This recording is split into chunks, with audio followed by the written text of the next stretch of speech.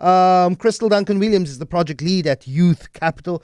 Kristal, again, some gloomy reading if you look at the unemployment numbers. Look at that. We don't talk about employment numbers in South Africa. We talk about unemployment numbers in South Africa. It's largely a contradiction to the positivity that we've seen from economists and financial experts and political economists who say that the GNU is this right vehicle to steer the country out of our doldrums. We're about to turn the corner. But many, particularly young people, are asking, just how far is this corner? Kristal, good morning. Good morning, Lester.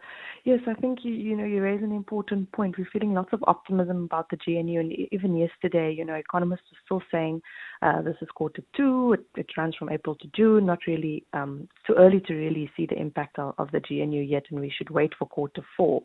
But I think Youth Capital has seen over the last 6 years of its existence that despite numerous interventions by the government and despite billions being thrown at youth employment creation, we haven't managed to chip away at the number at all. And in fact, the trend over the last decade has been a continually upward one. Even if it goes 1% down, next quarter will go up again.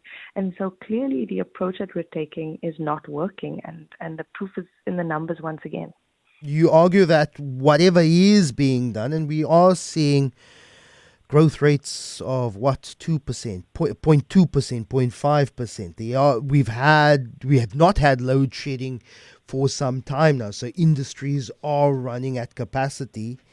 But you're still arguing that clearly not enough is being done at the scale that young South Africans need, and that scale needs to address an unemployment rate of young adults that's under 25, that's now at 60.8%.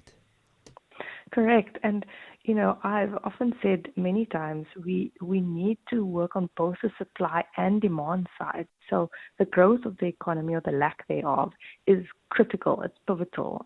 We need to create economic growth that creates jobs, because we have seen economic growth that doesn't create jobs, so we don't want that. But at the same time, we need to make sure that young people are ready to take on those jobs. We're failing to get young people skilled into into what the labor market needs. We're producing many graduates from Kiewit with qualifications that have zero market value. And then at the same time, we need to create an economy where not only big business can thrive, but small and medium enterprises. I was just listening to the caller, suggesting a way forward for getting businesses to hire young people. And actually on our research that we conducted with small and medium business owners, they were more willing to train young people than they were to become registered businesses. So we found that really interesting, and I think the caller might be onto something. We do have a mechanism called the Skills Development Fund. It's run by the sectoral seaters, where companies contribute money to this fund, and in that should then go back into businesses so that they can employ or at least train young people. Has the Skills Development Fund been working? We know that seaters are sitting on piles of money that don't get used. Many businesses say they see that skills levy as just an additional tax, and they actually never access it for a range of reasons. The top one being that the administration of many seaters is pretty dire. Businesses have to employ an entire person just to deal with phoning and following up with seaters to get certification, to make sure that their training premises are accredited. It's a really a lot of red tape to be able to access those funds and to become, accredited to be able to do this. And so one of the things that we at Youth Capital are calling for over the next 5 years is to say, how do we streamline the system? How do we make sure that industry is leading with what is needed and not making things overly rigorous or overly bureaucratic, when that doesn't serve the needs of the labor market and it doesn't help young people to get a job. The general commentary is that young South Africans are idle, and that is not necessarily the case. The statistics show that in the informal sector, these are young people who are using whatever means that they have to go to a wholesaler and buy packets of sweets or chips, and then going and selling that at taxi ranks, at bus terminuses, outside a magistrate's court, outside an office.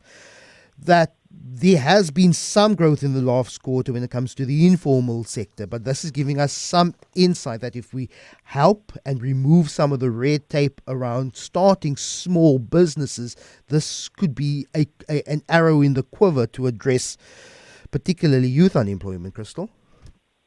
Absolutely. If you look at the stats released yesterday, over the last 10 years, we've only had 700,000 jobs created in the informal sector. We are an anomaly on the continent. If you look at the other countries that are similar to ours, the informal sector is huge.